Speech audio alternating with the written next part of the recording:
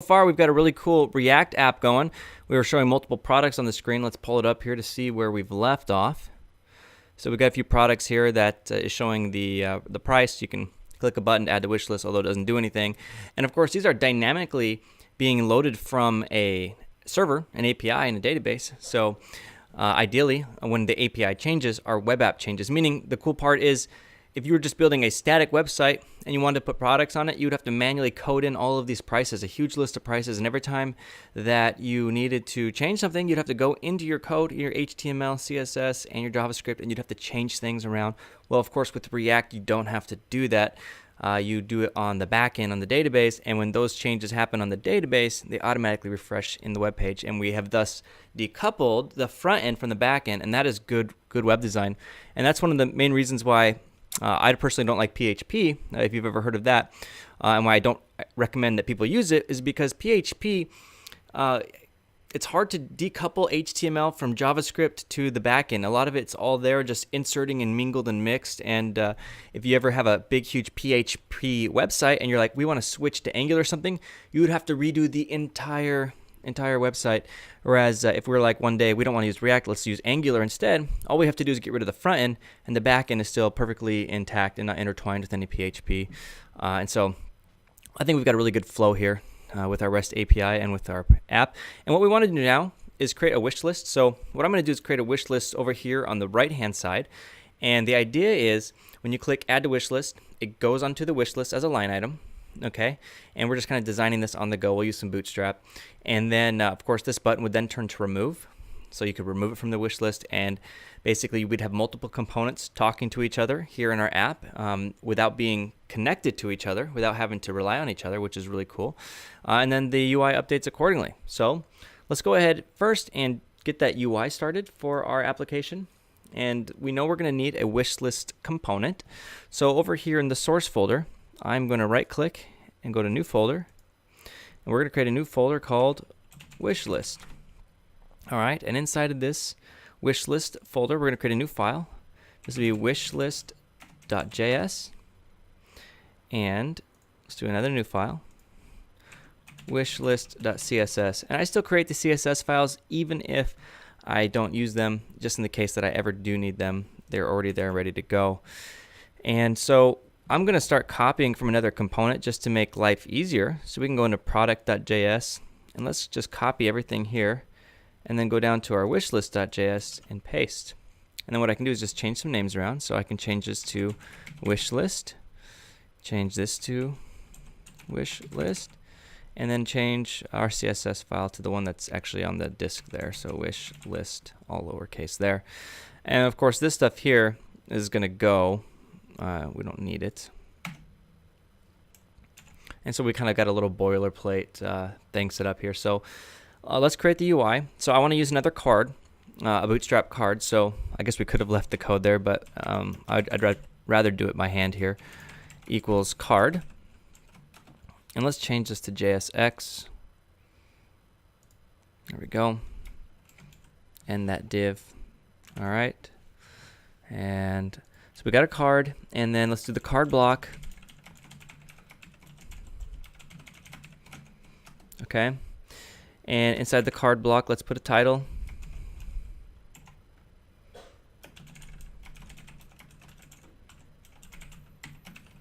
And we'll just call this wish list. Now, we're not going to make our wish list actually download from an API. We're going to just kind of build our own internal wish list, and then in the future you could actually do that if you wanted to have the wish list post to an API instead of just here locally in the app. But we're going to learn quite a few things here. It's going to be a little bit complex, so you're going to probably want to watch these videos multiple times. All right, and what we're going to do now is create a list group. So this is another Bootstrap class. Again, if you would like to know more about the Bootstrap classes that we're using that's creating all this beautiful UI for us, you can just go to the Bootstrap 4 documentation and the layout, and then look at the components, and it'll give you a whole bunch of good stuff there. Okay, so basically a list group is a group of list items. It's a UL, and then it's specially styled, which is what I want. I want the Bootstrap styling, and then what we'll do is we'll create a series of items inside of that wish list, but we don't have that yet. And I think instead of just doing it here manually, like we did last time with the product, we kind of just made we kind of merged a couple components, or at least the app with the product. Here, let's actually create a separate component for the list item itself. And this is good development practices with React. So in our source folder, we're going to create a new folder here, and I'm going to call this product condensed. Like it's a condensed line item for a product in case we ever wanted to use it anywhere. And inside of this, we're going to do a new file, and we're going to call this product condensed.js, and then we'll do one for the CSS file, product.condensed.css. Okay, and in the product condense, again, we're creating a single line item. That's what we want it to be. So I'll just paste in all this code here again like we did. We'll just change some names around. Product condensed, and product dash condensed. And this one's going to be a little different. Let's get rid of that stuff there, and let's change this to JSX, since it's not smart enough to figure it out on its own. All right, so product condensed, that looking good there. And remember, we had a UL. If you remember, we were working with a UL on the wish list itself, and so we probably need these to be list items. So li class name is going to be equal to list group item. Okay. And then what we want to do is we want to have a button on the left hand side that allows you to remove it, and then it's going to show the name, and then it's going to show the price. Okay, so let's create our button first. Class name is equal to button outline dash danger. The outline, what it does is it doesn't fill a solid color, it fills like invisible color and clear, and then the outline then it has a single outline on it. So, and I think it looks nice for this button here, and that's looking good. And then what would the title of this be? Well, this would be probably the title that is going to be passed down into it. So we can already assume that it's going to come from the props. So we're going to say this.props.product.title. Okay. So remember, we want to show the name of it. What's the item? And then what we want to do is actually also show the price, right? So let's put a little pipe symbol there right underneath the backspace key, and then the price. Okay, and then we'll do some more JavaScript code here. Say this.props.product.price. Now, if you're wondering, hey, where are you getting these from, Mark? Remember, I already told you that props come down from the parent. You can always assume that. So we're pretending that it's happening, even though we haven't written the code for it yet. And this is typically how you're going to write your components. You'll start at these lower levels, and then you'll work your way upward. Even though we started with the wish list itself, we could have started with this and then assume the items that are being passed down onto it. Okay, so we're assuming that the price and the title are going to be passed down to us here, and then we put a little button here, and later on we'll have to actually handle the clicking of the button, but let's get our UI all set up first. So I think the next thing is to actually get our wish list showing inside of our app. So let's go to our app.js, and we need to import that wish list, right? So what we can do, I almost feel like what we should do is, probably say something like this: components, and then services. Kind of break these up here. Just leave those up there, default imports or whatever. Import, and it's a wish list, right? So wish list from, and we're going to say .. wish list. I believe that's correct. Wish list folder. Yep. Let me make sure I exported the wish list. I may not have, or we may have just copied it. I just want to double check. So okay, we definitely did export it, so we're good there. So we've got our wish list imported here in our app. Where are we? Here we go. So our wish list is imported, and where do we want to place it? Well, we got this product. Let me change this to JSX so it's not so ugly. Right now we've got this product list, okay, inside of our container app main. And I think what I actually want to do is also make this container fluid. I want this to be a full screen app. The container actually comes in from the edges, but the container fluid goes to full screen, and I think it looks better. So we got our row, okay, and then we're gonna have to change some things around here, because right now the product list is encompassing the whole screen, the whole width of the screen. But instead, what we want is a portion of it to be covered with the products, and the far right side to be covered with the wish list. So let's do a little bootstrap magic. Div class name is equal to call-sm-8. So let's say that the wish list takes about 8 columns, which is fine. So I'm just going to command X this here and paste it here. And then let's do another column.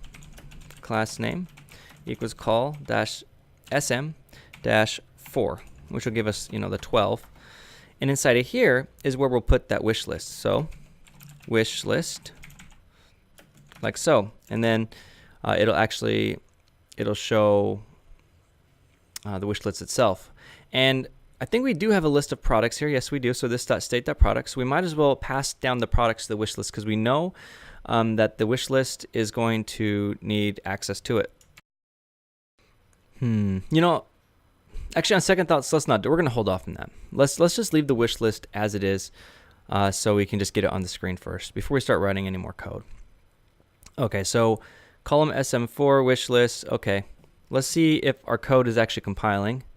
It looks like we have no problems here, as far as I can see. So let's go to our web page, wherever it has run off to. It seems to like to run off on us here. There we go. Okay, cool. So, stop it.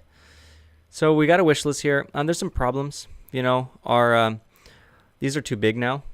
I think we should resize these so they actually fit on the screen. So the idea is we have three items here and then the wish list. So let's fix that. Let's make that look mo better.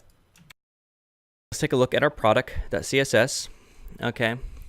Let's change this to max width. Give it a max width so it doesn't get too big. All right. And then the image, the max height, let's say 10. Maybe that'll give us some more space. Let's take a look at our web page here.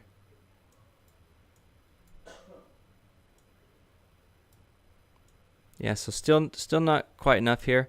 Let's take a look. Let's take a look and see what we need to do to fix it. What I like to do is go to inspect element.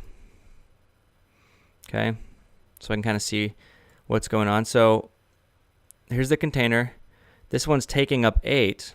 Okay, that's taking up 8. This is taking up 4. And so you would think they'd be able to fit in there, but they're not for some reason. So let's take a further look at our product code.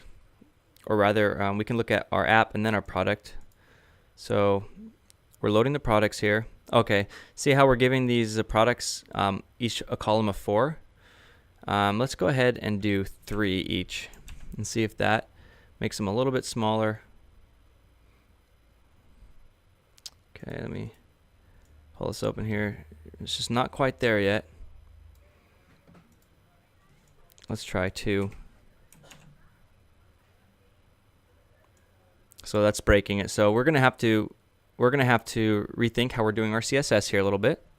We're just experimenting. This is a very common thing that I do when I'm building these apps, is I experiment with the different column size. You have to kind of figure out, do I change the column sizes? Do I mess with the CSS? Columns, of course, are bootstrap, and then you might have your own CSS that's interfering with the columns. Let me change this back to 4.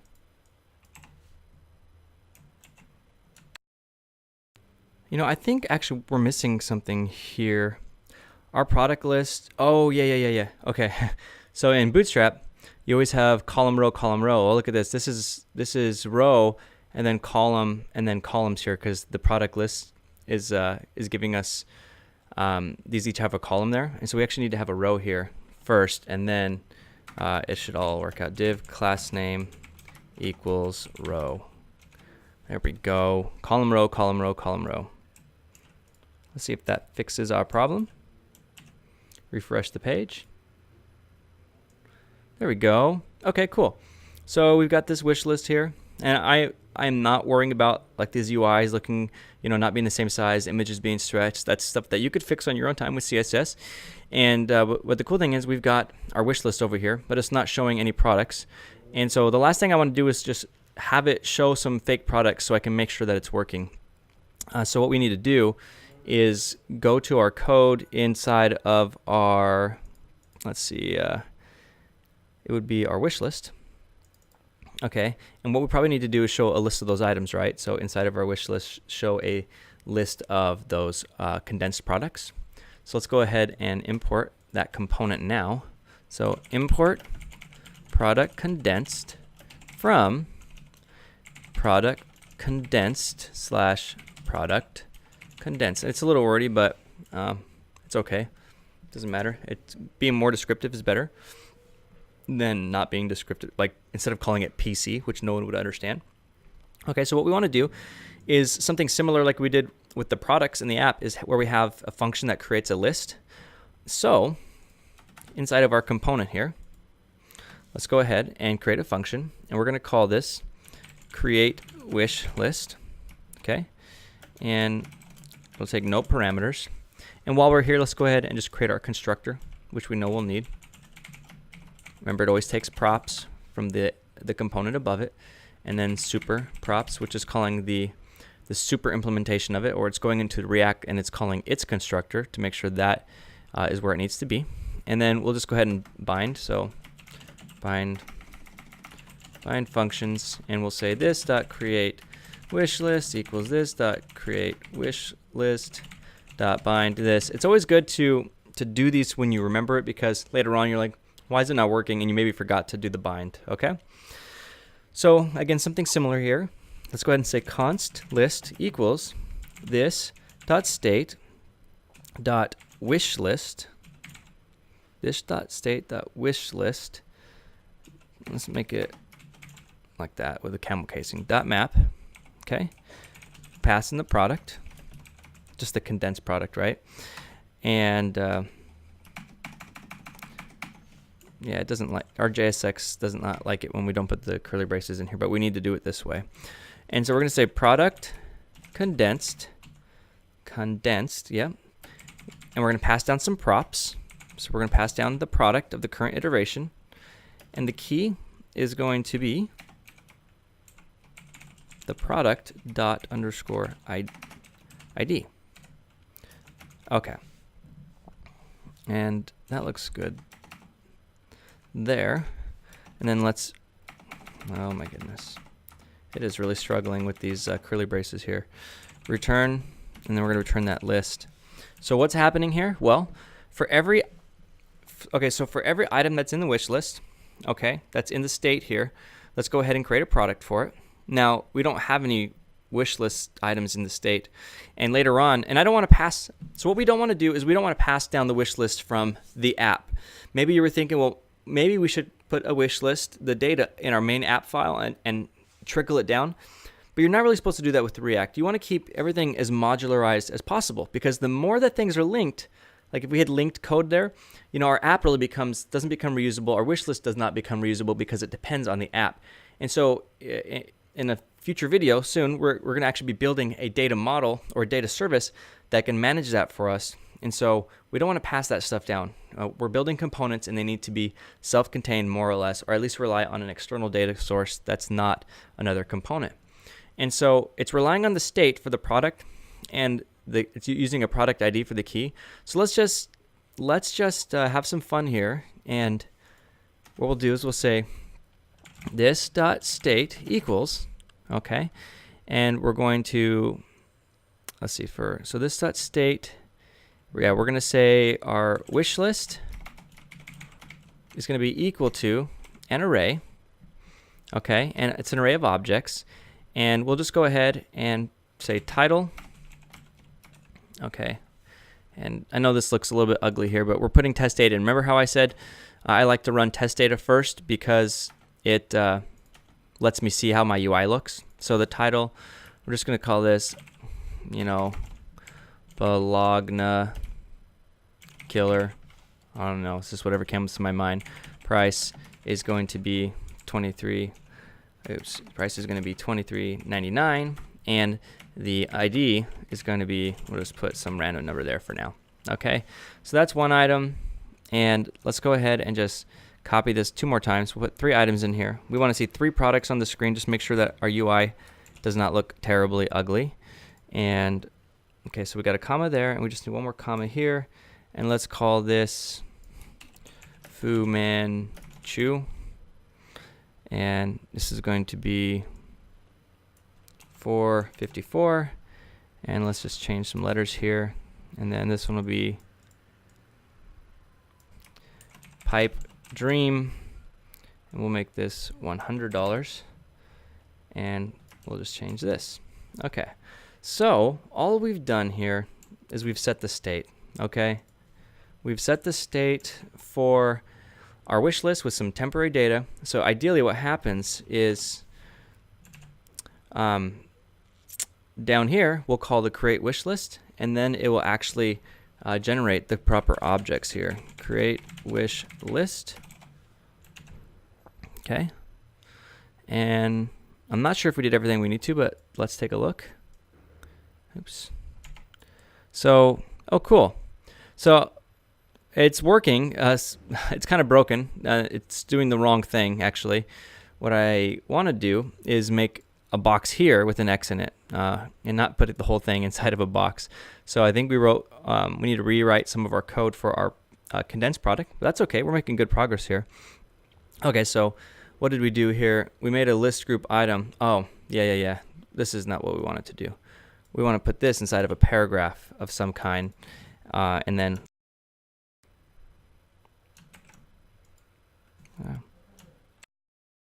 and I want to bold the price so it just stands out differently from the title. So let's how do we want to do this? Let's bold it right here. We'll just put that inside like so. Okay, so our problem is it's not looking as pretty as we would like. Yeah, it's a little bit ugly. I think we can fix it though fairly easily. So let's see. We got a list and we've got a group item. So that's the problem right there. Look at that. I forgot my dash. I did a space. Let's give that a shot. Okay, there we go. That's looking much better. Okay, and we probably want to set some margin to the right so these aren't touching on these buttons here, which should be just fine. So let's do that. So let's go to our CSS file. So we want to do it on, what do we want to do? We want to do it on the A. So let's give this a name here actually. We're going to say, we'll call it PC condensed. Okay, we'll give it a class name. I'll just copy this here. We'll go to the CSS, put a dot there, and we want the A. There we go. And we want to say margin dash right, let's say 25 pixels. And let's see if it worked. Maybe our file's not linked yet. So let's go back here. Yeah, product, let's see, dash slot. Product import dot product condensed denscd.css product condensed A. I said margin right. Did it not save? What's going on? Oh, it didn't save. There we go. Okay. So that's looking good. Maybe it's a little bit too far, but it's fine for now. So these don't do anything now, of course, and neither do these buttons. But that's okay. Things are looking good. So what we've done here is we refactored our layout a little bit to have 3 items here and then a wish list here. And the idea is when we're all done, when I click this, it's going to turn to a remove button and it's going to add it to the list. And vice versa, if I add it, it'll go here, or if I remove it, it'll come off. And if I click these, it'll also come off. But currently, our components aren't talking to each other. And you maybe would think that, oh, this should be fairly easy. I mean, we're almost there.